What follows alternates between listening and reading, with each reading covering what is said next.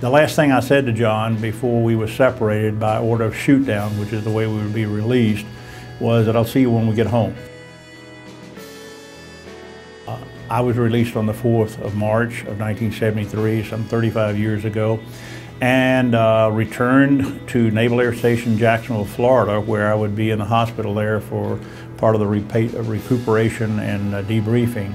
And sure enough, 2 weeks after I got there, John McCain was to step off the airplane at Naval Air Station Jacksonville, and I was down at the bottom of the ramp when he got off the airplane, fulfilling my commitment to him. It is a special occasion. It's 35 years, and look at where we are. What an incredible journey we've had. We have the chance to elect a man who is extraordinary in his life experience. He's extraordinary in his courage, his integrity and character, and his accomplishments. We have a chance to elect a great commander-in-chief. Enjoy the videos.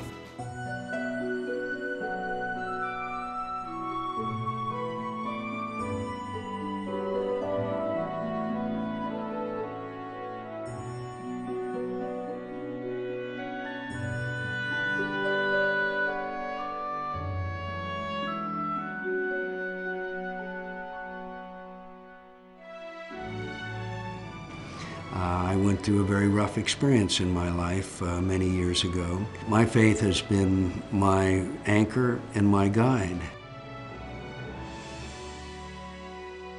And an aviator friend of ours named Bill Miller said, "Roberta, tell Jack that 2 planes were shot down and we didn't see any ejections." Tom Moore, who was then the chief of naval operations, called up and he said, there are no survivors.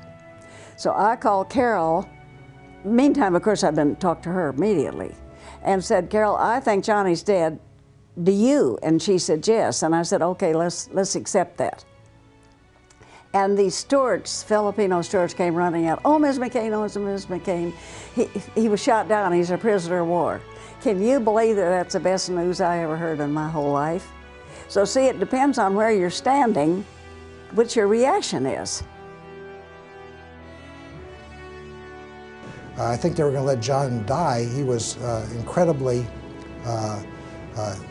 wounded, in just horrible injuries when he was captured. And then they were looking at his ID card and it said John Sidney McCain III. And he said, John Sidney McCain Jr. is an admiral. Maybe we have a celebrity here. And so he was singled out for the wrong kind of special treatment. He truly does believe in duty and honor and country and integrity and principles. John was offered early release, and he told him to shove it. And the nastiest interrogator of them all, the commander of all of our camps, we called the Cat, looked at John and said, "I think you will regret that decision." They tortured him and re-broke some of those bones. But John did that on point of principle. As soon as we were pretty sure the guards had left, we whispered, "Okay, count off, who's here?" And went on down the way, and all of a sudden, John McCain in room 9, and said, "Orson, this is John McCain." And I'd never met him. And he said, "I've been wanting to meet you a long time." He said, "You know," he said, you're one of my heroes. You're a Marine. I always wanted to be a Marine." And, you know, I said, "Well, John, you're a Naval Academy graduate. You could have been a Marine. Why didn't you become a Marine?" He said, "Well, I wasn't qualified." And I said, "John, what do you mean you weren't qualified?" He said, "Well, my parents were married." And the whole camp, this little camp of us broke up. You take on a different perspective after you've been hammered right to the limit, till you can't take any more.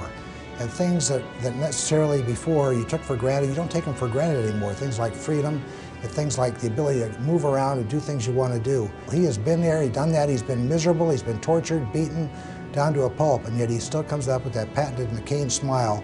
The only reason why I'm here today is because I believe that a higher being has a mission for me in my life.